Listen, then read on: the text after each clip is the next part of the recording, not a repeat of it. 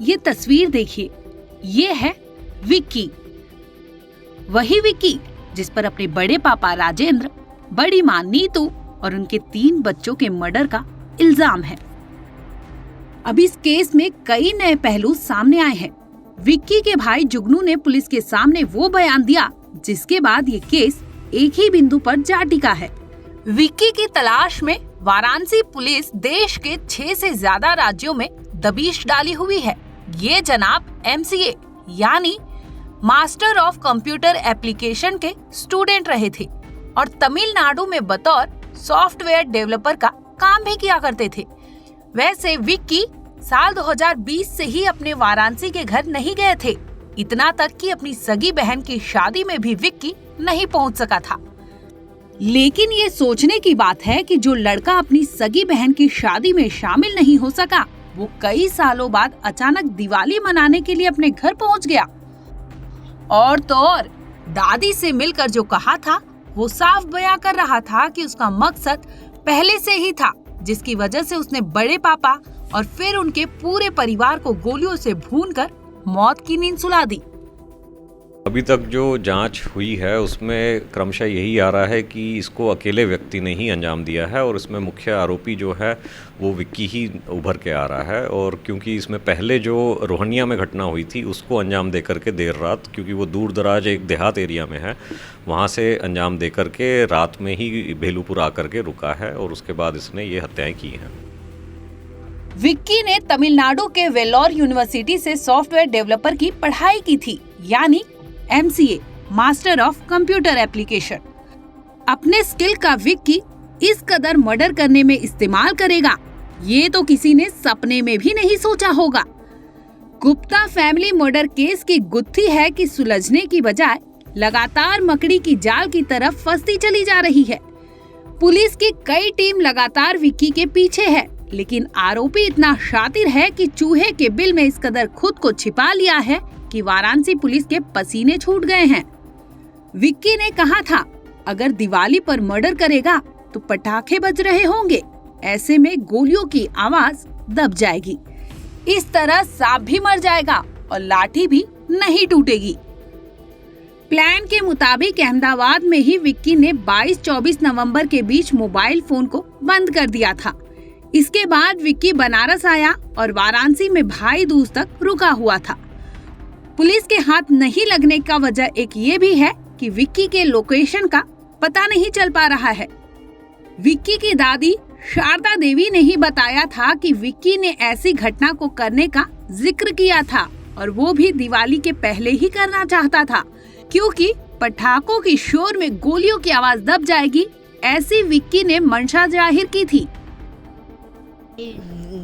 गोधना जब हुआ है तो वो जो लड़की है गौरांगी, वो सबको मिठाई खिलाई है, टीका लगाई है।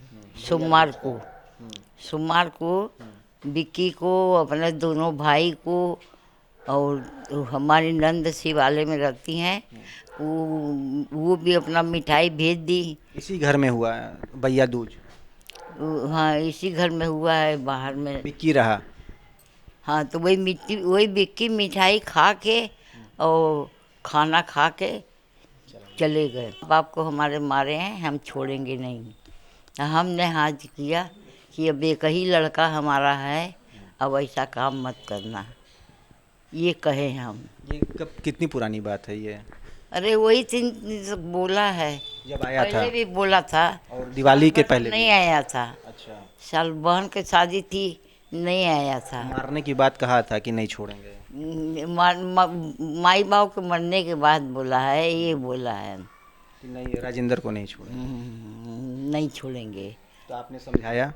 यही कहा कि हमारे एक ही लड़का है, अब हमारा कम से कम मट्टी का गति कर दो, अब ऐसा काम मत करो। क्या बोला विक्की इस पे? विक्की कुछ बोले नहीं। बता दे कि तमिलनाडु में विक्की काम किया करता था। वो 20 अक्टूबर को ही अपना कमरा खाली कर चला गया था। वहाँ के सभी सामान भी हटा लिए थे। पुलिस ने उस कमरे की तलाशी ली, जहाँ से कई अहम सबूत भी पुलिस के हाथ लगे थे। विक्की के जीजा से भी पूछताछ की गई थी, जीजा की माने तो आखिरी फोन कॉल में विक्की ने कहा था, दिवाली में उसके परिवार को मार ही डालूंगा। पुलिस की माने तो सॉफ्टवेयर डेवलपर विक्की टेक्नोलॉजिकली बहुत ही साउंड है। इसी वजह से वो पुलिस को लगातार चकमा देने में सफल हो रहा है। पुलिस का ऐसा मानना है कि इस हत्याकांड को अंजाम अकेले विक्की ने अपने ही दम पर दिया था।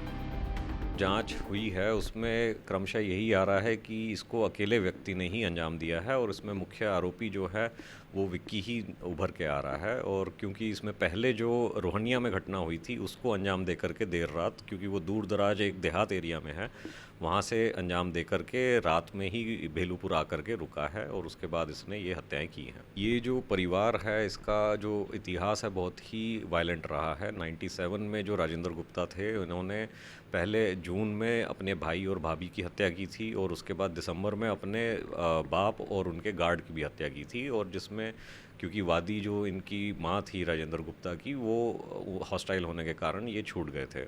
और उसी के बाद जो अब 5 नवंबर को हुई है घटना, तो इससे संभवतः ये सामने आ रहा है कि विक्की ने, क्योंकि उस टाइम विक्की 6 से 7 साल का रहा होगा, उसने ये पूरी घटना अपने सामने होती देखी थी, तो कहीं ना कहीं ये साजिशन इसके मन में रहा होगा और 1.5 साल से ये प्लानिंग करता रहा होगा।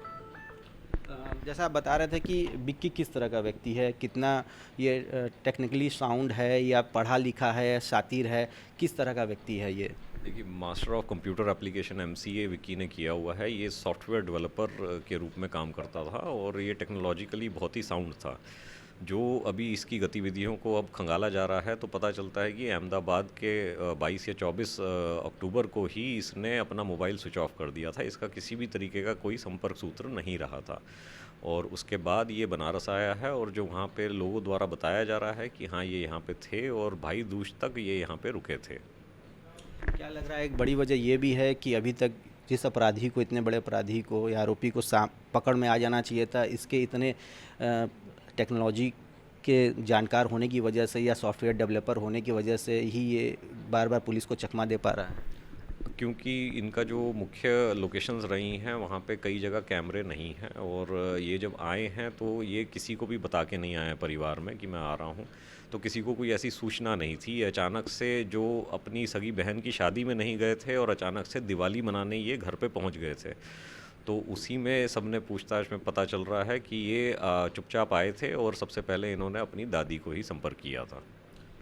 दादी की बात बार बार हो रही है और ये संभव ही नहीं लग रहा है कि किसी फ्लोर पे जब मर्डर हो रहा हो, 4 लोगों को गोलियां मारी जा रही हों, उस फ्लोर पे दादी भी मौजूद थी। तो क्या लग रहा है कहीं ना कहीं इस पूरे घटना से दादी कहीं ना कहीं परिचित थी, जानती थी या पहले से उनका रोल क्या तय था? कुछ उनके ऊपर भी किस तरह का शक जा सकता है?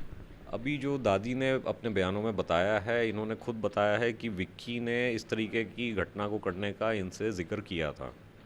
उसी में दादी ने बताया है कि ये दिवाली पे पहले करना चाहता था क्योंकि पटाखे बज रहे होंगे तो गोलियों की आवाज़ दब जाएगी, लेकिन वो किसी कारणवश नहीं हो पाया था। तो मुख्यतः दादी ने यही बताया है अभी कि विक्की ने ऐसी मंशा जाहिर की थी।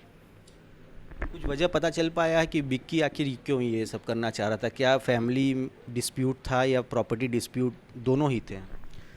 जो अभी यहाँ भाई से जो इनके पूछताछ हुई है, छोटे भाई से, इन्होंने बताया है कि विक्की क्योंकि शुरू से ही विद्रोह करता था राजेंद्र गुप्ता का, तो राजेंद्र गुप्ता काफ़ी आक्रामक और काफ़ी वायलेंटली इनको पीटा करते थे और ये कम से कम 2020-2021 तक ये चलता रहा था जब तक विक्की यहाँ घर पे रहता था।